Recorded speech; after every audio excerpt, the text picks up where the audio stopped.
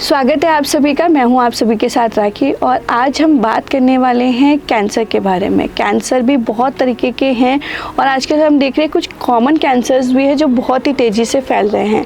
आज हम बात करने वाले हैं फेफड़ों के कैंसर के बारे में और हमारे साथ जुड़ी हैं आज doctor Surabhi Gupta, SN medical college Agra के कैंसर डिपार्टमेंट की एचओडी। तो मैम आपका बहुत बहुत स्वागत है आज के कार्यक्रम में। Thank you Rakhi. तो डॉक्टर सुरभि सबसे पहले बात करते हैं लंग कैंसर की। फेफड़ों का कैंसर, इसको हम कैसे समझे कि फेफड़ों का कैंसर है? देखिए, फेफड़ों के कैंसर में जो सबसे बुरी बात और जो सबसे चिंताजनक बात यह है कि बहुत ही लेट स्टेज में डायग्नोस होता है। तो कई बार पेशेंट्स को पता भी नहीं चल पाता है कि उसके अंदर जो है फेफड़े का कैंसर पनप रहा है, क्योंकि ज़्यादातर फेफड़ों का कैंसर हम मान के चल रहे हैं अनुमानित तो 90% जो फेफड़ों का कैंसर है उसकी वजह स्मोकिंग होती है। स्मोकिंग चाहे वो सिगरेट हो, चाहे बीड़ी हो, चाहे सिगार हो या कोई भी फॉर्म हो। तो इन पेशेंट्स को जो खांसी वगैरह होती है तो यूजुअली ये सोच के चलते हैं क्योंकि स्मोकिंग करते हैं तो इस वजह से खांसी है, या चेस्ट पेन है तो इस चीज़ को ये नॉर्मल सोच के चलते हैं कि फेफड़े का कोई इन्फेक्शन है।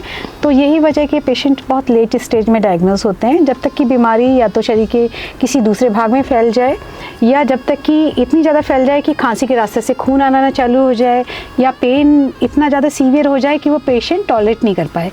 उस कंडीशन में आके पेशेंट हमारे पास प्रेजेंट करता है। तो मतलब हम कह सकते हैं कि काफ़ी ख़तरनाक है फेफड़ों का कैंसर। अगर एकदम लास्ट स्टेज में जाके अगर ये समझ में आ रहा है तो इसके होने का कारण, जैसे आपने बताया स्मोकिंग है, इसके अलावा और कौन कौन से कारण हैं इसके होने के? जिन पेशेंट्स को बहुत लंबे टाइम तक फेफड़ों का इन्फेक्शन रहता है उन लोगों में भी रहता है। ट्यूबरक्लोसिस काफ़ी लंबे टाइम तक हो और पेशेंट ने ट्रीटमेंट ना लिया हो उस चीज़ के लिए, तो ये भी एक तरीके से कैंसर का कारण होता है। हालांकि इसका कोई डायरेक्ट रिलेशन नहीं है, लेकिन एक एसोसिएटेड फैक्टर मांगा जाता है। इसके अलावा टोबैको, एक तो स्मोकिंग होती है, एक होता है टोबैको चीविंग, जैसे कि पान मसाला वगैरह खाना या जर्दा खाना, मावा जिसको वगैरह लोग बोलते हैं, अलग अलग फॉर्म में आता है। इसका सेवन भी फेफड़ों के कैंसर को बढ़ावा देता है। तो अगर हम नट सेल में बात करें तो तंबाकू ही एक जो मेन कारण समझ में आता है जो इसके लिए उत्तरदायित्व है। दूसरे अलावा जो लोग कुछ फैक्ट्री वर्कर्स होते हैं जिनको ऑक्यूपेशन हैजार्ड जिसको हम लोग कहते हैं, जैसे एस्बेस्टोस की फैक्ट्री में जो लोग काम करते हैं या सिलिकोसिस जो उनको बीमारी हो जाती है, तो कुछ फैक्ट्री वर्कर्स में भी फेफड़ों का कैंसर कॉमन होता है। जी डॉक्टर सुरभि, एक चीज़ और आपसे जानना चाहूँगी कि आपने बोला कि लंबे समय तक खांसी भी कई बार, क्योंकि ट्यूबरक्लोसिस से डायरेक्ट रिलेशन नहीं है, लेकिन क्या यहाँ पर अगर हम पॉल्यूशन की बात करें, क्या पॉल्यूशन की वजह से भी फेफड़ों का कैंसर हो सकता है? जी, बहुत इम्पॉर्टेंट है। लगभग 5% हम लोग इसको रेस्पॉन्सिबल मान सकते हैं जो इन्वायरमेंट है, क्योंकि इसमें सल्फर डाइऑक्साइड वगैरह होती हैं, पॉइजनस गैस होती हैं, कार्बन मोनोऑक्साइड होती हैं, तो ये भी एक तरीके से एसोसिएट फैक्टर होता है फेफड़ों के कैंसर के लिए। जी जैसे कि लंबे समय तक खांसी रहना भी एक तरीके का लक्षण होता है फेफड़ों के कैंसर का। कई बार हमने ये देखा है कि अभी रिसेंटली मैं किसी से बात कर रही थी तो उन्होंने बताया कि उनकी बच्ची को पॉल्यूशन की वजह से खांसी हुई और बहुत सीवियर खांसी थी उनको, और फिर डॉक्टर ने डायग्नोस किया कि पॉल्यूशन की वजह से उसको खांसी है। क्या ये इस तरीके की खांसी भी आगे जाके कैंसर में कन्वर्ट हो सकती है? देखिए, खांसी के बहुत सारे कारण होते हैं, जैसे अभी आपने बताया कि पॉल्यूशन की वजह से उसको हम कह सकते हैं एलर्जिक, यानी कुछ डस्ट पार्टिकल होते हैं जिसकी वजह से बच्चे को या पेशेंट्स को या नॉर्मल इंसान को भी एलर्जी की वजह से खांसी हो जाती है। क्योंकि हमारी बॉडी, जब हमारा कोई भी डस्ट हमारी फेफड़ों में जाती है तो कुछ प्रोटेक्टिव सिस्टम्स होते हैं हमारे, जैसे कुछ एल्वियोलाई वगैरह होते हैं जो कि कफ करते हैं ताकि वो पार्टिकल्स हमारी बॉडी से बाहर चला जाए। तो एक तरीके से प्रोटेक्टिव मैकेनिज्म होता है। कुछ खांसी होती है जिसको हम कहते हैं इंट्रैक्टेबल कफ, ये नैगिंग कफ। इसका मतलब होता है अगर किसी इंसान को 3 महीने या उससे ज़्यादा लगातार खांसी है और वो खांसी ठीक नहीं हो रही है, in spite of all the treatment आप ले रहे हैं, उसके बाद भी खांसी ठीक नहीं हो रही है। कई बार क्या होता है, कफ के साथ में बलगम आता है। बलगम के कलर से भी हम पहचान सकते हैं कि जो खांसी है इसकी वजह क्या होती है। इन्फेक्शन में भी हो जाती है, कई बार निमोनिया होता है और फेफड़ों के इन्फेक्शन जिसको COPD कहते हैं उसमें भी खांसी हो जाती है। अगर बलगम का रंग सफ़ेद है तो उसको नॉर्मल मान के चलते हैं, लेकिन अगर बहुत ज़्यादा अमाउंट में आ रहा है, ग्रीन है या येलो है, तो हम इसको इन्फेक्टिव खांसी बोलते हैं। लेकिन कोई भी खांसी अगर क्रॉनिक है, 3 महीने से ज़्यादा है, इसके अलावा बाकी सिम्टम्स भी साथ में एसोसिएटेड हैं, तो वो खांसी थोड़ी सी परेशानीजनक होती है, तो वो कैंसर की वजह से हो सकती है। ये खांसते खांसते कई बार खून आ जाता है, बलगम के साथ में खून आ जाता है, और ऐसा कई बार एपिसोड होते हैं जिसको हम हीमोप्सिस कहते हैं। तो ये भी एक तरीके से कैंसर की वजह से हो सकता है। तो खांसी भी डिफरेंट टाइप की होती है, इस डिपेंड करता है किस टाइप की और कितनी ड्यूरेशन की खांसी है, दोनों पे डिपेंड करता है। जी बिल्कुल। तो डॉक्टर सुरभि, खांसी के अलावा और कौन से लक्षण लक्षण फेफड़ों के कैंसर में दिखाई देते हैं? देखिए, जैसे अगर फेफड़ों का कैंसर फेफड़ों तक ही लिमिटेड रहता है तो एक तो सबसे कॉमन जो हमने बताया चेस्ट खांसी होना, दूसरा चेस्ट पेन होना है जी। चेस्ट पेन इसलिए होता है कि जो कैंसर होता है वो आसपास की नसों पे कंप्रेशन डालता है, या आसपास की जो पसलियाँ हैं, फेफड़ा है, फेफड़ों के ऊपर पसलियाँ हैं, तो उस पसलियों में गलाव ले आता है। उसकी वजह से पेशेंट को बहुत सीवियर पेन होता है। खास तौर से जो पेशेंट कंप्लेन करते हैं वो इस टाइप का पेन होता है कि यहाँ पे छाती में पेन हो रहा है, वो बैक में रिफर होके जा रहा है, इस टाइप का पेन्स होता है। इसके अलावा कफिंग में ब्लड आना, रेगुलर बेसिस पे आना, कई बार पेशेंट कंप्लेन करते हैं हॉर्सनेस ऑफ वॉइस, मतलब ये कि आवाज़ में बदलाव आ जाना, वो भी इस वजह से होता है क्योंकि हमारी एक नस लेफ्ट साइड में जाती है, रिकरेंट लैरिंजियल नर्व कहते हैं, तो जब गांठ काफ़ी फेफड़े की बढ़ जाती है तो उस नर्व पे कंप्रेशन डालती है, तो पेशेंट की आवाज़ में बदलाव आ जाता है। कई बार गांठ इतनी ज़्यादा बढ़ती है क्योंकि हमारी सांस की नली के आगे हमारा इसोफेगस, खाने की नली होती है पीछे इसके, तो वो उस पर प्रेशर डालती है, तो पेशेंट को कंप्लेन करता है कि मुझे डिफ़िकल्टी स्वेलिंग हो रहा है, या नहीं मैं खाना खाता रोटी खाता हूँ तो वो अटक जाती है, फिर पानी के साथ मुझे लेना पड़ता है, तो ये इसके कुछ लेट सिम्टम्स होते हैं। इसके अलावा जब पेशेंट की बीमारी फेफड़ों को छोड़ के दूसरी जगह पे चली जाती है तो इसके अकॉर्डिंगली सिम्टम्स आते हैं। सपोज फेफड़ों का कैंसर लीवर में पहुँच गया तो पेशेंट को इंडाइजेशन की कंप्लेन होगी, भूख नहीं लगना, अपच के सिम्टम्स, पेट में दाईं तरफ लगातार पेन होना। अगर ये दिमागी बीमारी ब्रेन में पहुंच जाती है तो पेशेंट को सीजर्स आ सकते हैं, हेडेक, वॉमिटिंग। और अगर बोन में पहुंच जाती है, क्योंकि बहुत कॉमन होता है फेफड़ों का कैंसर जो शरीर के बाकी भागों में पहुंचना, तो उन लोगों को कंटिन्यूस बैक पेन होना, कई बार पैरालिसिस तक हो जाती है, लोअर लिम्स दोनों काम करना बंद कर देते हैं। तो ये सब डिपेंड्स करता है कि वो कैंसर कहाँ तक फैल चुका है, सिम्टम्स उसी के अकॉर्डिंग आते हैं। मतलब फेफड़ों का कैंसर, इसका जो आपकी बात से समझ पा रही, काफ़ी ज़्यादा खतरनाक है क्योंकि दूसरे पार्ट्स को भी वो इफेक्ट कर रहा है। जी। तो डॉक्टर सुरभि, इसके कितने प्रकार होते हैं फेफड़ों के कैंसर के? अगर हम बात करें फेफड़ों के कैंसर के तो दो मेजर टाइप होते हैं मेडिकल टर्मिनोलॉजी में, जिसको हम कहते हैं बायोप्सी से पता चलता है। एक होता है स्मॉल सेल कार्सिनोमा, एक नॉन स्मॉल सेल कार्सिनोमा। यानी जो पैथोलॉजिस्ट होते हैं इस बायोप्सी को माइक्रोस्कोप में देखते हैं, सेल्स की जो करेक्टरिस्टिक होती है इसकी मॉर्फोलॉजी, उसके अकॉर्डिंगली डिसाइड करते हैं। उसके बाद जो नॉन स्मॉल सेल कार्सिनोमा है वो फर्दर 2 वैरायटी का होता है, स्मॉल सेल के भी और वैरायटी होते हैं। इस तरीके से देखा जाए तो कम से कम 15-20 टाइप की सब टाइप्स होते हैं फेफड़ों के कैंसर के, और उनके अकॉर्डिंग ही इनका ट्रीटमेंट होता है। कुछ कैंसर में कीमोथेरेपी प्रीफर की जाती है, जो अर्ली स्टेज होता है उसमें सर्जरी की जाती है, जो बहुत ही एडवांस हो गए हैं उसमें कुछ पैलिएटिव ट्रीटमेंट दिया जाता है। जी, वो डिपेंड करता है कि किस तरह का कैंसर है, पेशेंट की एज क्या है, पेशेंट टॉलरेट कर पाएगा नहीं कर पाएगा, परफॉर्मेंस स्टेटस क्या है, तो बहुत सारे फैक्टर्स होते हैं इलाज के लिए, तो उन सब के अकॉर्डिंगली डॉक्टर ट्रीटमेंट डिसाइड करते हैं। जी, अब बात आती है कि बचाव की, कि किस तरीके से हम अपनी लाइफ स्टाइल रखें कि हम फेफड़ों के कैंसर से बच सकें। Prevention always better than cure. तो सबसे पहली चीज़ जैसे हमने बताई कि 90% कैंसर जो होते हैं फेफड़ों के स्मोकिंग की वजह से होते हैं। तो सबसे पहले चीज़ है कि अगर आप स्मोक करते हैं तो आपको तुरंत इसको छोड़ देना है। कभी भी कोई चीज़ ऐसी नहीं होती कि मैं इसको कम कर दूंगा तो ये चीज़ चांस कम हो जाएगा, ऐसा कभी नहीं होता। आप सोचते हैं कि आप ये आज 10 सिगरेट पीते हैं, आप इसे 5 कर देंगे तो कैंसर का खतरा कम हो जाएगा, ऐसा कुछ नहीं होता है। अगर आप इसको पूरा अगर आज की डेट में छोड़ते हैं तो इसका इफेक्ट आपको 10 साल बाद आएगा, यानी आपका जो फेफड़ों का कैंसर का खतरा है वो 10 साल बाद आपका कम होगा। ऐसे नहीं कि आज छोड़ दिया और कल आप उम्मीद करें कि खतरा कम हो जाए, क्योंकि इसका एक्युमुलेटेड इफेक्ट होता है। इसके अलावा पॉल्यूशन से बचाओ। अगर आपको लगता है बहुत ज़्यादा डस्ट है, पॉल्यूशन है, तो वहाँ पे मास्क का यूज़ करें। और अगर आपको कोई भी थोड़ा सा भी खांसी वगैरह टाइप की चीज़ रहती है जो कि 2 हफ्ते से ज़्यादा है, तो इस चीज़ को इग्नोर मत करें, सेल्फ मेडिकेशन ना करें, केमिस्ट के पास जाके अपने आप दवाइयाँ मत लें, एक डॉक्टर को प्रॉपर दिखाएं, क्योंकि ट्यूबरक्लोसिस भी हो सकता है, COPD भी हो सकता है, हो सकता है कैंसर भी हो, क्योंकि फेफड़ा ऐसी चीज़ है कि जिसके बाहर से सिम्टम्स नहीं आते, बहुत लेट स्टेज में आते हैं। इसलिए थोड़ी सी भी अगर इस टाइप की दिक्कत लगती हैं जो हमने सिम्टम्स डिस्कस किए हैं तो अपने डॉक्टर से तुरंत सलाह लें। इसके अलावा सबसे बड़ी चीज़ होती है आपकी फ़िज़िकल एक्सरसाइज, जो हम लोग हर कैंसर के लिए बोलते हैं कि अगर आप फिज़िकली एक्टिव हैं तो खाली कैंसर नहीं, ओबेसिटी, ब्लड प्रेशर, इन सब का खतरा काफ़ी कम हो जाता है। आपकी डाइट सही होनी चाहिए, बैलेंस डाइट होनी चाहिए, मौसम के हिसाब से फलों का सेवन, एटलीस्ट 2 फ्रूट्स पर डे आप लेते हैं। एक कहावत ये है कि एन एप्पल से day keep the doctors away. एक रिसर्च हुई थी अभी लेटेस्ट, उसमें ये आया था कि an apple a day keep the oncologist also away. Okay. तो ये मान के चलते हैं अगर एप्पल एक लेते हैं आप रोज़ तो ब्रेस्ट कैंसर का खतरा 24% तक कम हो जाता है और बाकी कैंसर के खतरे भी बहुत ज़्यादा कम होते हैं। हाँ, एप्पल ऐसी चीज़ है कि हर एक इंसान की अफोर्डेबिलिटी में नहीं आता है, तो जो मौसम के हिसाब से फल हैं वो आप लें और स्क्रीनिंग ज़रूर कराएं, स्पेशली 40 इयर्स से ऊपर के लोग।